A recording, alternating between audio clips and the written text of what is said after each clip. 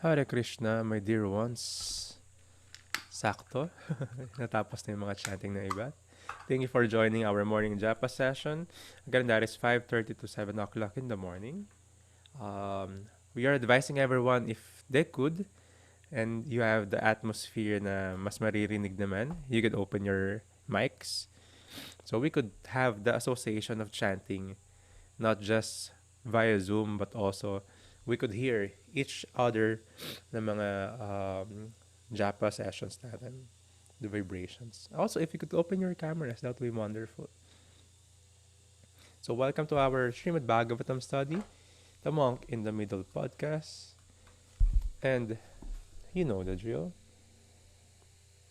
Hello muna, Hare Krishna, Chandrika, Radha Mataji, Moksha Lakshmi Mataji, Rasarani Mataji, back to Veronica, back to Rolly, back to McCoy, back to Oliver, back to Paolo, back to Rodel. Ang dami na laki talaga pag umaga. Ang daming morning person ng mga prabus.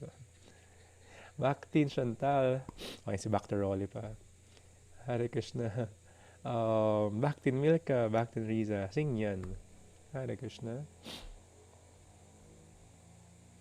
And you know the drill, we should be in the right mood, in the mood of request, and in the mood of humility in approaching our Srimad Bhagavatam study.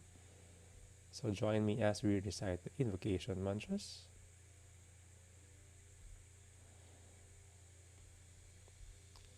Om Namo Bhagavate Vasudevaya.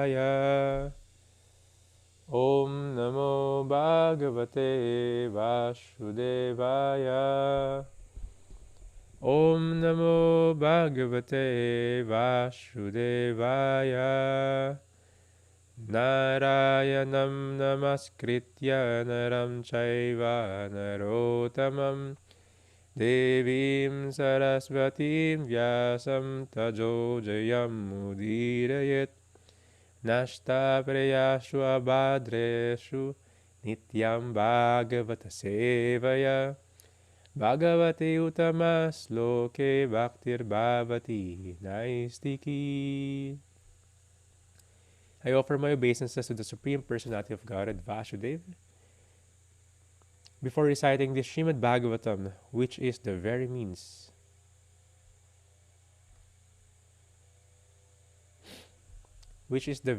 of conquest, one should offer respectful obeisances to the personality of Godhead, Narayan, unto Nara Narayan Rishi, the supermost human being, unto Mother Saraswati, the goddess of learning, and unto Srila Vyasadeva, the author.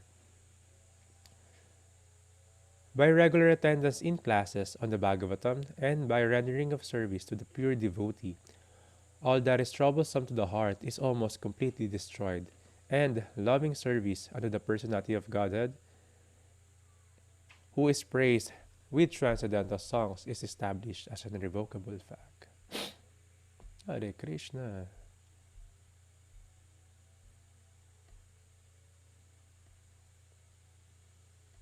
Hare Krishna, Rudel, you messaged me for the schedules. So, ang nakaraan, we discuss yung mga activities of a less intelligent man. They are those, of course, at least higher pa nga sila dun sa mga animalistic life and karma kanda. Then yung karma kanda, meron sa kanilang part is sila yung mga demigod worshippers. Because they want to spend their lives, their energy, their time, their money para sa pag-worship ng demigods. For what reason? To get material benefits. And hindi lang basta-basta biro yung benefits na gusto nila makuha. They want power, they want good fortune, powerful sex life, money, even to become a hero. There are specific demigods to worship para makuha nila itong mga to. Pero, these are still temporary. It doesn't mean na one could worship the demigods, one will get this material benefit, and magiging spiritual na tao na siya. No, that is not the assurance. And that is very different from the real Bhakti Yoga. So, the next succeeding verses is actually Sukadev Goswami telling si Maharaj Pariksit kung ano yung mga um, supremacy ng Bhakti Yoga. Then, babalik niya uli yun kung ano yung mga animalistic person naman. So, ganun yung usapan nila. It's a conversation. It's a conversation kung ano yung um, um, question ni Maharaj Pariksit. Then Sukadev will answer. Minsan magbibigay siya ng example. He will have a conclusion. Then he will have another statement and counteract that statement. He will always talk about the other processes. Just like Krishna is talking about Jnana Yoga, Karma Yoga. Pero ultimately, the Bhakti Yoga is the conclusion and the essence. Same thing kay Sukadev Goswami. He's talking about the other steps in the yoga ladder, the animalistic life, the karma kanda. He spoke about the Jnana Yoga, the impersonalists, those who are Ashtanga yogis. Actually, parang papaba nga yung discussion niya eh. Nagsimula siya sa mga Ashtanga yogis, Jnana yogis, karma kanda. And after this session, I think bukas, will be he will be talking about animalistic life. So, what is the purpose of this? To emphasize kung ano yung supremacy talaga ng Bhakti Yoga in the way of life of a living entity and ano rin yung duty niya in dying. Continue reading sa ating Srimad Bhagavatam, 2nd Canto, The Cosmic Manifestation. We are at Chapter 3. Bilis, no? Yung canto, 2nd Canto, sobrang mabilis lang to.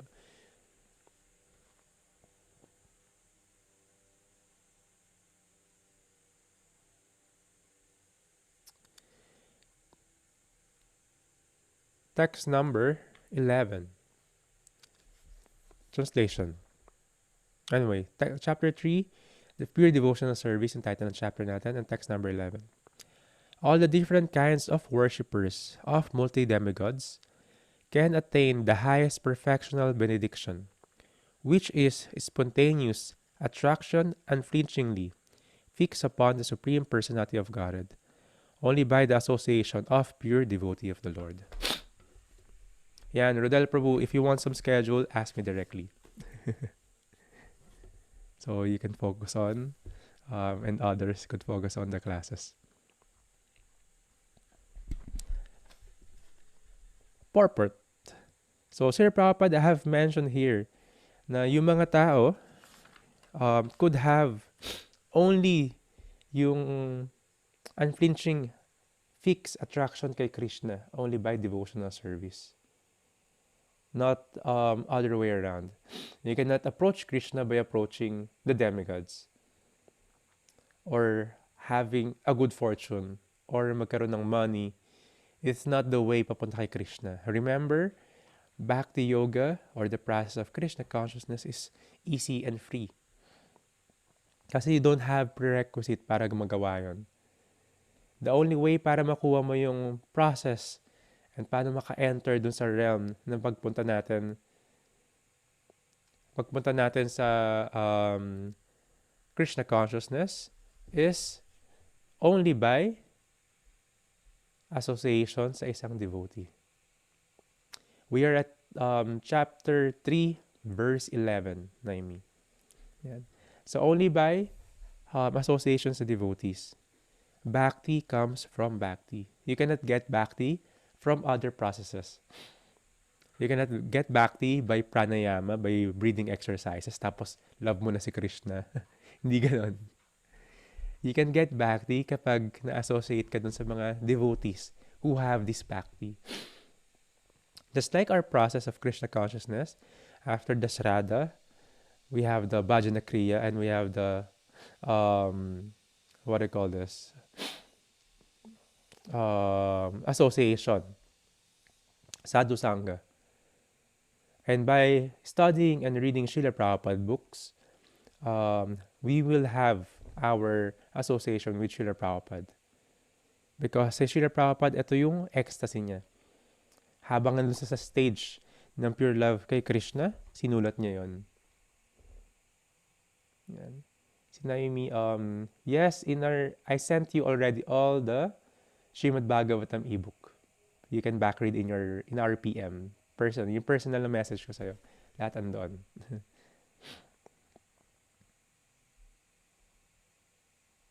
So, this is the processes. Paano yung practice ng devotional service. Kasi if those who are actually in other state, wala doon sa pure state of Krishna consciousness, like our title for the day, yung Willo, the Wisp, that is actually like a ghostly illusion lang. Yung material life, it's like that. Habulin natin siya ng habulin. The goal, habulin natin siya ng habulin. Pero, nakawala lang siya. Nilipad lang sa hangin. That is the spell of material enjoyment. Remember, kung matandaan nyo, meron tayong habulin nung bata tayo na gusto natin laruan. Of course, hanggang ngayon may ganun ding factor in the macro level. Bahay ba to? Kotse ba to? Hinahabol natin siya. Pero pag andun na, nawawala yung excitement na yun. Nawawala yung eagerness pag nakuha mo na. Kung mahilig ka mag-shopping, madalas there's an advice in psychology. Window shopping ka lang. Ang exciting doon pag tinitignan mo lang sa mall. Pero pag nabili mo na, nawawala na, di ba? Magandun na. Ang daming tao na bumibili palagi ng damit. Tapos di naman sinusuot. Diba? Same. Bumibili sila ng damit para pag bibili uli sila ng damit, may bago silang suot. The illusion of shopping. Sobrang they're using the senses. Meron mga silang smell marketing. Diba? Pagpunta mo sa mga certain mall, may mga certain smell para ma-engage ka lalo. Yung sight, yung touch, yung temperature. Diba? Pag bare months na, September pa lang, tumutuloy na yung pampasko sa SM. Kinukondisyon na lang yung mga tao na, oy, bumili na kayo, sale na, or Pasko na. So same. This is the spell of material enjoyment. Pero Willow the Wisp lang siya. Mabilis lang siya mawala. This is actually what they call the struggle for existence. Ano yung struggle for existence? People are working their selves, working hard. Tapos, eto lang hinahabol nila. What a waste of time. They will sacrifice the health, they will sacrifice the time, they will sacrifice the relationship. Hindi, kailangan passionate ako doon sa goal ko eh. So hindi, ayun yung ito yung illusion or spell ng struggle for existence. Nagkakaroon ng ganitong waste of time lang.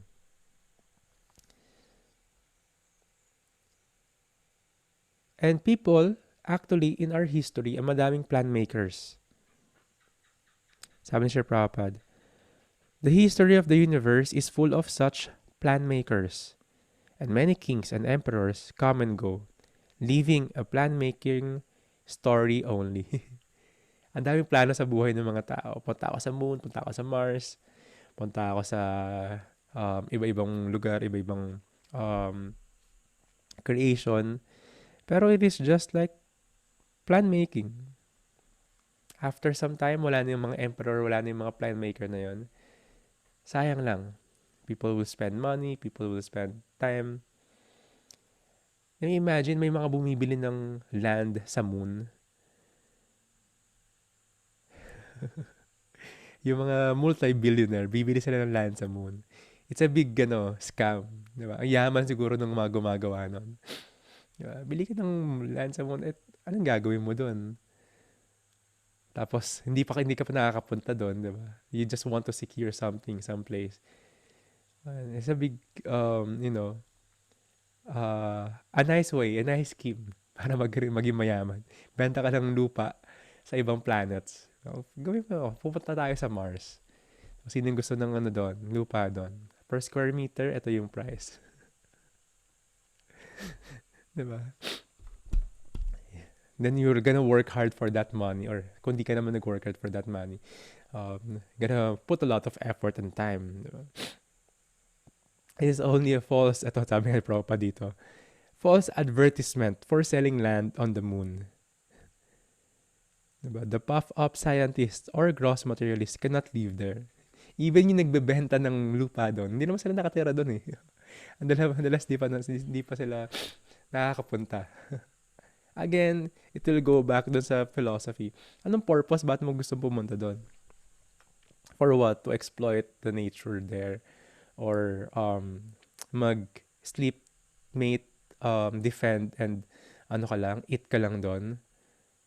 Same animalistic life, different place. So, it doesn't make any sense. Sabi nga ni Navadip Chandra Prabhu, parang, bakit magbuhos ka pa ng ano doon, ng oras doon? Why not make this place, this earth a better place? Ayusin na, let's get our acts together, di ba? Dadali natin tong ganitong pollution, quarrel, yung mga gulo sa mundo, idali mo sa ibang planeta. And it's also impossible. Every planet may kanya-kanyang residents. And may mga demigods na in charge. It doesn't mean na walang nakita yung material eye natin, walang nakatira doon. We don't have the senses for everything. Just like, yung mga may third eye, it doesn't mean pag wala kang third eye, wala na yung mga ghostly entities.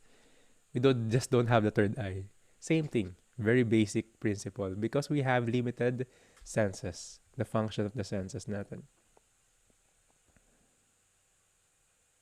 So this actually, of course, like sa Earth pala, may ang person in charge dito, demigods in charge dito, si Mother Bhumi. Sa Moon, si Chandra. Diba? Punta ka sa Satyalok, si Brahma. So iba-ibang planets, iba-ibang demigods in charge. So yes, yeah, we have some other philosophy here, but we discussed in previous classes. So yes, this illusion of material enjoyment, the struggle for existence, is the phantasmagoria. Si Prabhupada laging ginagamit ng term na ito, phantasmagoria. Ever-changing phase na mundo, ng buhay natin. Diba? One time, you're so in love, tapos sobrang saya, you're rich, successful, one click, you're broken-hearted, you're broke. Tapos naging devotee ka, tapos masaya, tapos ito yung challenges. Ang daming pagbabago. Of course, the highlight ng buhay natin is if we are connecting to the devotees and kay Krishna. Text number 12. Transcendental knowledge in relation with the Supreme Lord Hari is knowledge resulting in the complete suspension of the waves and whirlpools of the material modes. Such knowledge is self-satisfying due to its free from material attachment, and being transcendental, it is approved by authorities. Who could fail to be attracted? So this is the sages in Naima Saranya asking Sutta Goswami, who could fail? Ito yung mga characteristic ng attachment sa transcendental knowledge. Which is, alam transcendental knowledge? Knowledge about Krishna. So, bakit pa ma-attract yung mga tao dito sa iba't ibang paths of yoga? The Jnana, the Ashtanga, the Karma Yoga, demigod worshipping, the animalistic life. Parang bakit pa, diba? Of course, those who will not see this arrangement is those who are less intelligent or low-class people. Here, if we see Srila Prabhupada saying na may less intelligent, low-class people, higher class people, or high intelligence, it doesn't mean that you are educated academically or graduate ka. It doesn't mean na you are living in a expensive, exclusive village. High class ka kagad, no. It is by quality ng buhay, by quality ng thinking, by quality ng lifestyle. Hindi brand, hindi rin yung social na brands or gamit ang high class or first class na tao. The first class devotee nga, sila yung mga renounced, walang pagmamayari. So it's a complete legend or complete comparison. Totally opposite sa material life na high class or low class na people, intelligence and high intelligence. The less intelligence is not merely yung kabisado mo yung mga verses or what do you call this? Like academic nga, kabisado mo, magaling ka magbasa, you know a lot of language. Doesn't mean that, doesn't measure the intelligence. Intelligence here that was being mentioned is the intelligence to connect kay Krishna. Remember yung Sri Rangam, Southern Brahmana. He doesn't know how to read and write. Illiterate siya. But he's the most, niyakap siya ni Lord Chaitanya. He is the devotee who are the, what do you call this? He is the devotee who really understands the Bhagavad Gita. He's the most intelligent than those who are scholarly like na binabasa yung Bhagavad Gita or even kabisado yung Bhagavad Gita. Iba yung measurement ng spiritual intelligence. Again, there is IQ and there is spiritual IQ. So yes, those who are less intelligent, kahit i-offer mo sa kanila lahat to, they will not get it. They will see the goal of life is to become rich. Hindi ibig sabihin rich ka, mayaman ka, you have to leave your status para maging devotee. If you want to be a sannyasi or renounce order of life, you should do that. Pero it doesn't mean madaming kings, even emperors, like Maharaj Pariksit, like Yudhishthira Maharaj, diba? Sobrang yaman nila. They're the emperor during those times. Pero they did not leave that on all their duties as well to be Krishna conscious. But at the end of their lives, they retired from that duty to focus much more on Krishna consciousness. So this is the real retirement, focusing on Krishna consciousness. Parang si Rolly Prabhu, nakafocus siya sa Krishna consciousness. Ayos siya pagtrabahuhin ng mga anak niya or pag magnegosyo pa. Daddy, mag-focus ka na lang sa Hare Krishna. Mga devotee mga anak mo, Prabhu rin. So yes, even the first class devotee of the Lord doesn't mean sila yung mayayaman or matatalino. The first class devotee of the Lord is the pure devotees. Doon na sukatan. First class na tao is pure devotees. Ang measurement natin is yung devotion kay Krishna, not material measurement. Text number 13. Saunaka said, so sumagot yung sages headed by Saunaka Rishi. Another question.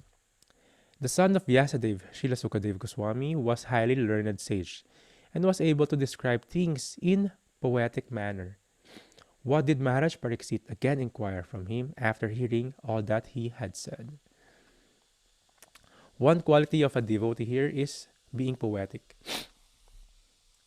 Paano? Basahin na lang natin yung Srimad Bhagavatam. Paano yung mga verses dyan? How they measure the meter, the tonality, the syllables, diba? Hindi mako-compare si Romeo and Juliet. Nakalimutan ko yung author. Hindi mo mako-compare sa mga saintly person. They speak, they talk like this. And they compiled and they wrote yung Vedas in this manner. Sobrang poetic.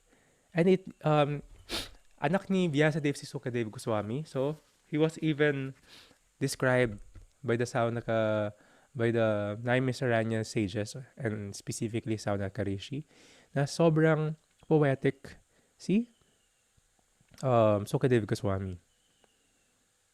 And that is one quality ng isang devotee. May 26 quality rito. We'll read that. 26 quality or prominent qualities ng isang devotee. He is kind, peaceful, truthful, equable, faultless. Sila ba dito yung mga faultless? Di nagkakamali. Magnanimous, mild, clean. So, yan na naman yung usapan natin sa cleanliness. non-possessiveness, a well-wisher to all, satisfied, surrendered to Krishna, without hankering, simple, fixed, self-controlled, a balance eater. Oh, yung devotee daw dapat balance eater. Sane, mannerly, prideless, grave, sympathetic, friendly, poetic, expert, and silent. This is the 26 prominent features of a devotee. So hopefully, ma-develop natin itong mga qualities na to as we move forward. Automatic naman yun if one is becoming Krishna conscious. Mapapansin mo sa mga devotees, the more they advance, the more humble they are, and the more they develop this kind of qualities. Diba? Equal, balance eater daw dapat. Not too much, not too little. So pag naging poetic na si Rodel Prabhu magsalita, diba? Pag nag-text sa inyo si Prabhu Rolly, nag-a-arrange ng Food for Life, tapos poetic na siya magsalita, ayun na yun. Text number, alin na last text ko for today. Text number 14. O Learned Sutta Goswami, please continue to explain such topics to us because we are all eager to hear. Besides that, topics which result into the discussion of the Lord Hari should certainly be discussed in the assembly of devotees. Eagerness to hear is the quality ng isang devotee in being a student, being a disciple. Because all throughout nung process natin from Shraddha to Prema, from development of pride, papunta dun sa love, lahat yon may hearing. And first instruction palagi ni Krishna yon, pag may conversation sila ni Arjuna, just hear, now listen Arjuna. So we have to hear. And how to do that? We should hear this knowledge of the Srimad Bhagavatam in the association, in the assembly of devotees. Just like what we have here. We have great devotees like you. And this is the right way to study Bhagavad Gita and Bhagavatam. Hindi yung professional study. What we mean by that is there are those who are reciters ng Vedas, Srimad Bhagavatam, by profession. They're not devotees. They just do it perfectly. They could recite the mantras. They could tell nice stories. Mga TED Talk speaker sila. Pero they don't practice it in their lives. They don't have a guru. They just do it for business or for work. Hindi masyado prominent sa Philippines yun. Pero in India, ang daming ganito. After ng recitation nila ng Bhagavatam, they will have a program 7 days then. Just like kung ano yung ginagawa ni Sukadev sa ni Maharaj Pariksit. Pero after nun, balik sila sa normal na buhay. Inom sila, kain sila ng meat, intoxication. So, hindi yun yung goal. So, our goal is to have and submissively hear in the association of devotees. And mahirap mag-practice or hindi possible mag-practice ng bhakti alone. You cannot practice Hare Krishna, Krishna consciousness, tapos magkatago ka lang sa kuweba. Hindi mo magagawa yun. Bhakti means relationship, connection. To serve with devotees or to serve the devotees of Krishna. You cannot do that alone. Sino yung serve mo? Devotee naman ako eh. Serve ko yung sarili ko. No. And even this is the secret of serving devotees.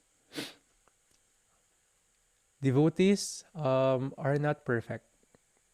We are, like the saying, the analogy, we are like in the hospital.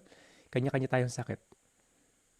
Kanya-kanya tayong try i-develop. Try tayong kanya-kanyang i-recover. So, it is not our duty to find faults sa ibang devotees. We must tolerate yung mga imperfections ng devotees kasi they are also tolerating us. A devotee's duty is to always think that devotees are tolerating oneself and one should serve others. The goal of Krishna consciousness is to serve devotees, not to become to raise politics issues or controversies or fault find sa ibang devotees. That will destroy the Bhakti Creeper. So, ayun yung inaaral natin sa 10 offenses to the holy name, to blaspheme the devotees. Ano yung blaspheme of devotees na yon? Even if one hears yung criticism sa other devotees, that is part of it. Kumbaga, accomplish ka ng crime. So, the best way is to glorify devotees. Them having around, physically around, or without them, we should glorify devotees. Hindi glorify to flatter.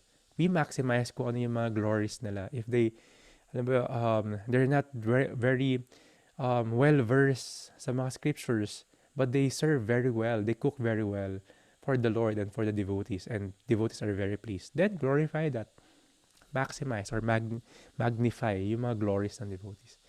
Even dito sa 26 qualities, if isa lang yung meron yung isang devotee, then magnify that. Like a devotee is very prideless, magnify that. That's how we glorify devotees. Unlike in the material world, it's always fault-finding. So, sobrang baliktad. So, thank you very much. We will continue the text with our very dear, our very own, in the right corner, Navadip Chandra Prabhu. Gusto mo po, dyan na? Hare Krishna. Hare Krishna. Good morning, everyone.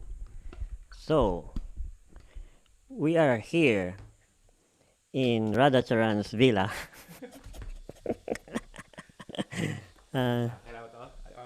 Ito kailangan. So, we are now in the text 19.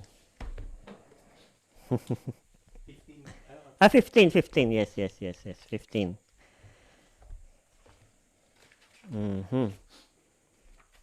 So, it says here, actually tama yung sinasabi ni Radhacharan Prabhu na, to make the long story short, the devotees, or sabi nga ni Prabhupada, one day old bhakta is a devotee, so you must glorify them. Yan. It's higher than the may PhD na doctor and all. So, ngayon, i-glorify natin dito si Maharaj Pariksit in the text 15. Let's see. Translation.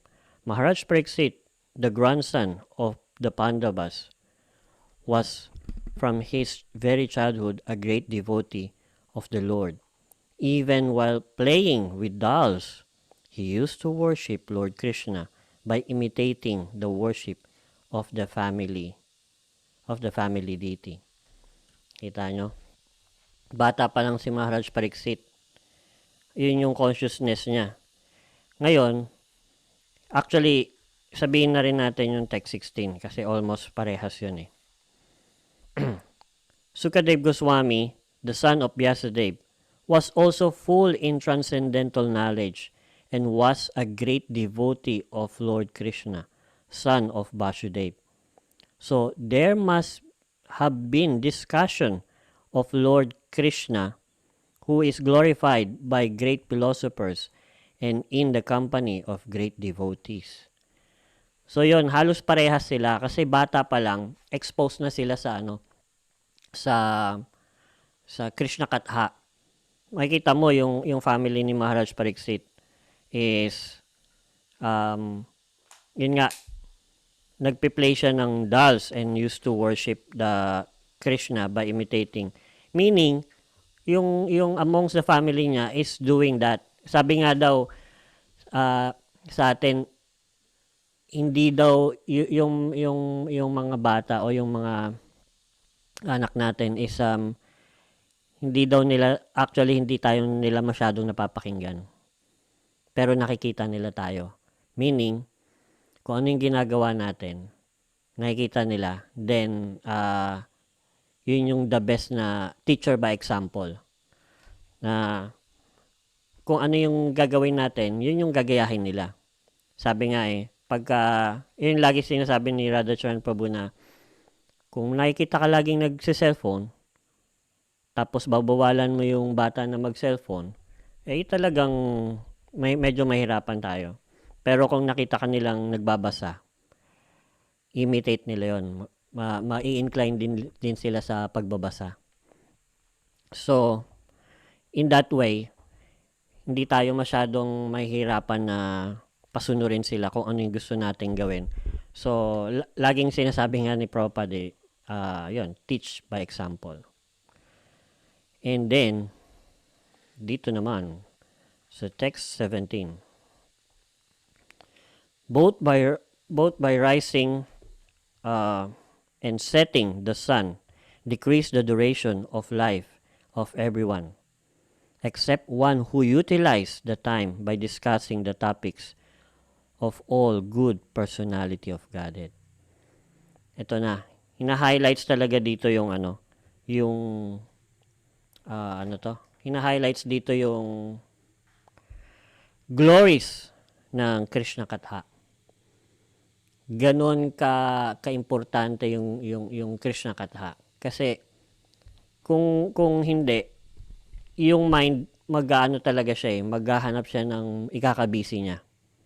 Talagang very active yung mind. Kahit nga gusto mong i-pakalm, medyo mahirap unless mag-a-anchor siya dun sa calm na na situation or calm na pastimes or anything na i-anchor mo siya doon sa stable or something. Pero ang nature ng ng mind is chanchala, talagang patalon-talon. So, in that way is yung glories of hearing Krishna Katha is talagang powerful. Kasi hindi lang basta, nakikinig lang tayo ng kwento, magandang kwento na ginawa ng isang magaling na tao. No. Meron siyang potency na to purify us. Actually, kaya sinabi din dito yung si Maharaj Pariksit at saka si Sukadev Goswami na parang sinabi yung childhood pastimes nila. Kasi doon sila nanggaling nasa womb pa lang marami nang naririnig si Sukadev Goswami. Actually ayaw nga niya lumabas di ba? Parang 16 years old na siya bago pa lumabas kasi alam niya yung material world ganyan. And then si Maharaj Pariksit, alam niya na bata pa lang siya, pinortektahan na siya ni Krishna. Meron akong live example actually. Yung ate ko, buntis siya nun. Tapos nandoon ako sa bahay. And then, actually, gusto niyang, pangarap niya, sabi niya, pag nagkaroon ako ng anak, gusto ko English speaking. Tapos, yung nanay, yung siya, tsaka yung asawa niya, hindi naman English speaking. Pero gusto niya anak na maging English speaking. So, ang ginagawa niya, sabi, Noe, di ba meron kang yung lecture ng guru mo? So, hinarap niya yun, tapos pinarinig niya. Lagi niya pinaparinig tuwing umaga. Lecture. Ngayon, paglabas, English speaking. Or, tinuturuan niya rin, of course, lagi niya kinakausap na English. Nung medyo, nahirapan siya magtagalog, puro English lang. And then, andoron yung kilala niya si Krishna. Actually, pangalan nga nung medyo hinawig doon yung pangalan. Kisha ang pangalan. So, yun. Ngayon, hanggang ngayon, kilala niya pa rin si Krishna, of course. And then, andoron yung respect nila. So, andoron, lumaki ng maayos yung bata. Ngayon, nasa sila. Nakatira sila sa Mindanao. So, sabi niya nga although, yes, iba yung diet, pero nung Mama, is it, I don't like to eat fish. Why? Because fish is our friends. Tito Noe said, fish is our friends.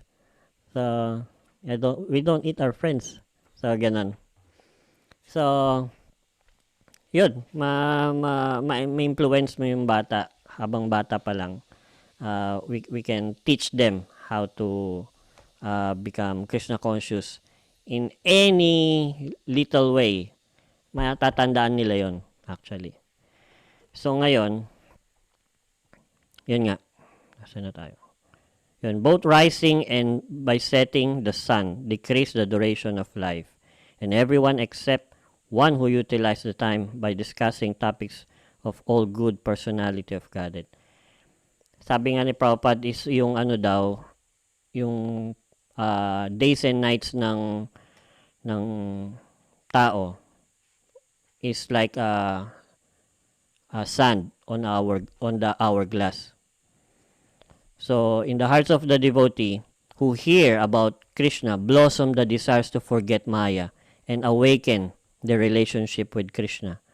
By hearing, they become both awakened. They become both attracted and attached to Krishna's name, form, qualities, and pastime. So, sabi nga ni Prabhupada, if we pass our time simply by reading and talking about Krishna, then the sun will not able to take away our life. This is the secret. If you want to become immortal, then you always be engaged in Krishna Katha. Always. 24 hours. Always think of Krishna. This is Krishna consciousness. So, kaya nga ito yung laging umaga-umaga pa lang, ito na yung ginagawa natin na ma-absorb yung ano natin, yung thoughts natin about Krishna, about anything Krishna consciousness. Kasi, kung hindi, imagine, kung hindi tayo mag-chant ng umaga, hindi tayo magkikinig ng Srimad Bhagavatam sa umaga, paano na yung articulation ng whole day natin? Ano yung iniisip natin nun? Absorb tayo sa trabaho, absorb tayo dun sa problema ng kapitbahay natin, absorb tayo sa mga kung ano-anong kulang natin sa sarili natin. So, marami. Talagang magiging active pa rin yung mind. Pero ano yung dulot ng mga absorption na yon? Di ba medyo, di ba, downing or anything. Yun sabi nga, manood ka lang ng news ano ka, yung madadala ka. And then, sa news ngayon, parang ang hirap na, wala bang magandang news? Laging na lang may crime and all. So, mahirap. So, but we are anchoring our mind, our heart, ourselves in the good news of the spiritual world and the pastimes of Krishna. Then, it's parang parang relieving, parang naligo ka. Napupurify tayo.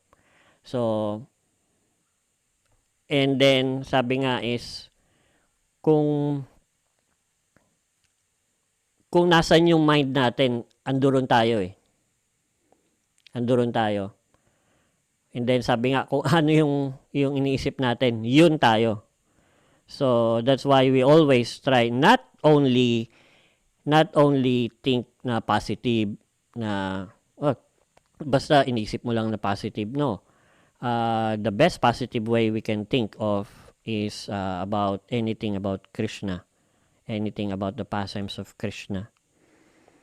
And sabi nga ulit, yung rising and setting by the sun decrease the duration of life of everyone.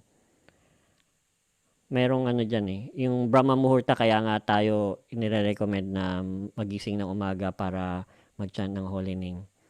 Actually, sabi daw, dapat, matagal na siya sabi ni Radha Charanto yung dapat hindi kasi sikatan ng araw.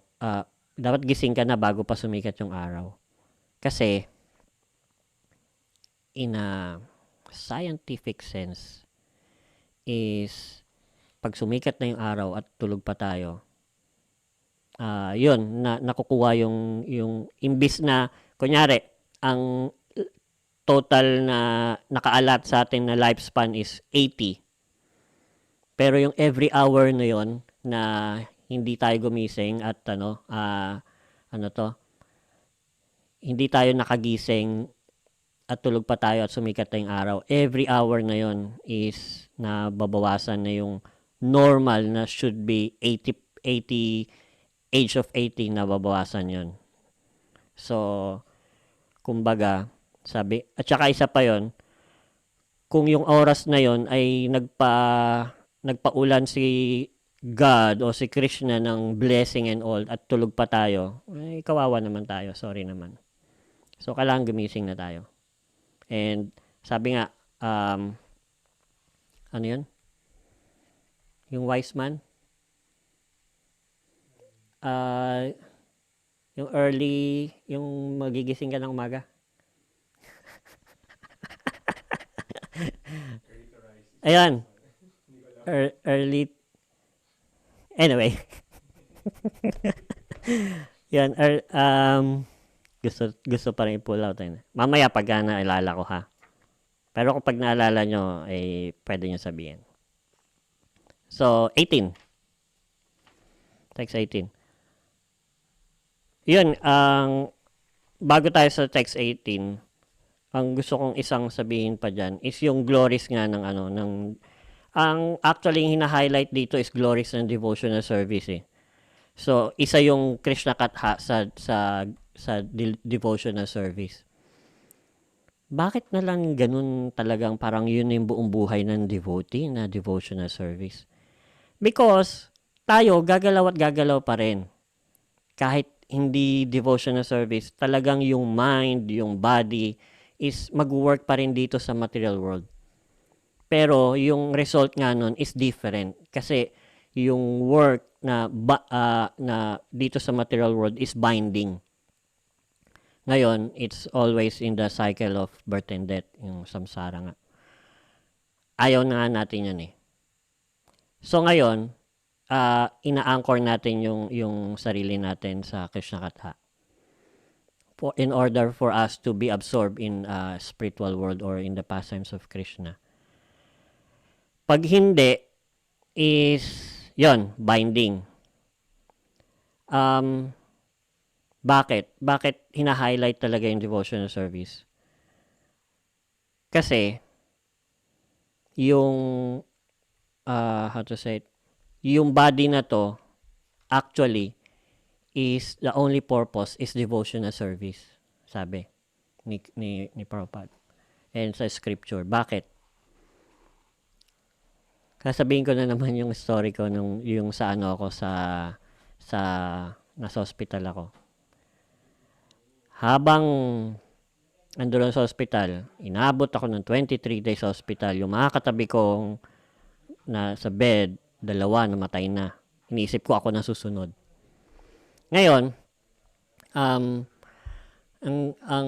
nasa isip ko, God, Krishna, please, take me away in this unfortunate situation. I promise you. Gagawin ko lahat. I'll do everything for you. I will do everything devotional service. Makaalis lang ako dito sa unfortunate situation na to na nasa deathbed ka. Give me a chance. So yun. Yun lang yung purpose pala ng buhay. Na ang dami nating sinayang o sinasayang. Pero in huli, alam natin na yun lang pala yung importante na please give me a chance to have devotionals, to be engaged. Makawala lang ako dito. Yun yung purpose ng human life eh. Sabi nga, merong isang sannyasi na meron siyang cancer. Lumaki yung tiyan niya. And then, ang hirap niya talaga gumalaw. Nakahiga lang siya. Tapos pag merong machine na gaganyan yung para tumayo. But anyway, from morning to evening to 9 p.m., nandoon yung mga devotee nagkikirtan. Or mamaya magbabasa ganun. So, 9 o'clock na, alis na. Yun yung protocol. Yun yung the usual. Then, eto na. is aalis na sila, hindi niya ginamit yung motorized na pang recline. Umupo siyang ganun, pinilit niya, although nahirapan siya. Sabi nga, stop, huwag kayo munang umalis. Bakit? He have something to say. So yung time down na yon, sobrang simple lang ang sinabi niya. Sobrang simple lang yung ni-lecture, yung senior niya. Na totoo naman na alam natin, nagagasgas na nga sa atin na, we are not this body, we are spirit, soul. Pero hindi na, kumbaga, ako, pwede ko sabihin na, hindi ko pa ma-realize yun agad-agad. Pero doon, simple, sinabi niya agad. Sobrang simple lang, pero na-emphasize yun na, we are not this body, we are spirit, soul. And the only purpose of this body is to perform devotional service. Why? Bakit? Because in our lifetime, yun nga, pag anduro na tayo sa deathbed, yun lang naman yung hihilingin natin eh. At yun din yung isipin natin, enough na kaya yung mga devotional service na ginawa ko? Naging mabuti kaya akong tao? Naging mabuti kaya ako sa paligid ko? Ano kayang consciousness ko? Kita mo si Maharaj Pariksit, bata pa lang, yun na yung mga consciousness nila. Tayo, ano bang consciousness natin? Trabaho. Sabi nga, yung most of our lifetime is napunta sa sa absorption ng pagsunod sa boss sa office. And then yun, to chase happiness by material things and all. Yun yung absorption natin. Yung mga kaaway natin sa paligid, na yung mga kasamaan natin ng loob, yun ang pwede maging absorption natin. So it depends upon us how we will re-articulate our life, our consciousness, first our mind, then susunod na yung heart, susunod na yung body, yung deeds. Doon sa ano yung priority natin. Kaya ang lagi sinasabi, hindi lang naman second choice si Krishna eh. He's the first one. Then, pag ginawa natin yun yung hindi, observe mo na lang kung anong mangyari sa buhay mo kung maganda ba o hindi. Pero actually, mostly, magandang mangyayari. Magiging sublime yung buhay natin. Magiging meaningful yung buhay natin. Kasi kung hindi, ma-absorb talaga tayo kahit saan eh. Kasi yung mind is, para nga daw siyang clay eh. Kung ano yung i-provide mo, kung ano ipakita mo dyan, kung ano yung ipasak mo dyan sa clay na yan, i-absorb niya. So, why not the higher consciousness? So, dito na papasok yon. Kung hindi natin gawin yon, yung higher consciousness na yon, or Krishna Katha and all, ito na yung papasok doon, yung text 18. Does the trees not live? Do the bellows of blacksmith not breathe? All around us, do the bees not eat and discharge semen? So ito yung pinagkaiba ng human being and then the lower species, the animal life. Lahat naman sila ginagawa din nila yun eh. Sabi nga yung trees nga daw nabubuhay din, di ba? And then yung do the bellows of blacksmith, yun yung parang pump na may lumalabas na hangin na gamit ng blacksmith pang blow dun sa parang lilinisin niya dun sa machine and all. So yun yung bellows of blacksmith. Nagbe-breathe din yun. Pero parang kumbaga walang silbi. Walang silbi yung pag-breathing niya. So yun. So what I mean to say is we make our life meaningful. And how it will become meaningful, we always think of Krishna. And we always try to serve Krishna. Kaya nga ito yung title ng chapter 3, Pure Devotional Service. Walang ibang purpose itong human life. Kasi to just to perform devotional service. Dalawa lang naman yan eh. Pag hindi, edi nagsaserve pa rin tayo. Either sa senses natin, kay Maya, or sa boss natin, o kung sino-serve natin yung mind natin na hindi natin alam saan tayo dadalhin. Sabi nga, if we follow our mind, we follow our karma. And our karma is binding also. Always binding. So, why not equip the intelligence and teach the mind to be absorbed in Krishna, in spirituality? In that way, we'll be benefited. Otherwise, papanoorin natin sarili natin talaga na nagsasuffer. Panoorin na lang natin yung mga nasa paligid natin na if they are not, when they are not Krishna conscious. Mahirap. Laging manood ka lang ng teleserye tapos feeling mo nandun ka na, feeling mo ano ka na, absorb ka na doon. Sabi nga daw yun, that's why tinawag na idiot box. Kasi hindi ka naman kasali doon, nanonood ka lang, pero actually feeling mo nandoon ka na talaga. Na-imbibe mo na, galit ka na rin, natakot ka na din, or whatever, na kung ano yung inaano nung palabas. So, nandito tayo sa text 19. So, men who are like dogs and hogs, camels and asses, praise those who never listen to the transcendental pastimes of Lord Krishna, the deliverer from evils. So yun, ito na nga yun. Na sabi nga ni Prabhupada is, yun,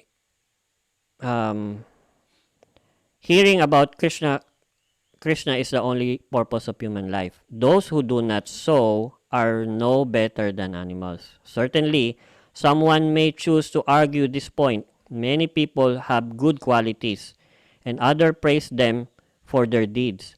Should this leader of society, especially those who have achieved acclaim in the world, be condemned as animals? Saunaka Rishi's opinion is clear. Men who are like dogs and hogs, camels and asses, praise those men who never listen to the transcendental pastimes of Lord Krishna, the deliverer from evils. So, if among these person, someone is a great or powerful, he is still only a big animal. Srila Prabhupada shares their opinion. So, our business is very thankless task. We say any man who is not devotee is medyo harsh is a rascal. So, yun. Kailangan nating i-educate yung people kung yun yung pwede nating maging contribution in humankind na in mankind na mai-contribute natin na maging Krishna conscious sila in any way we can, distributing prasadam,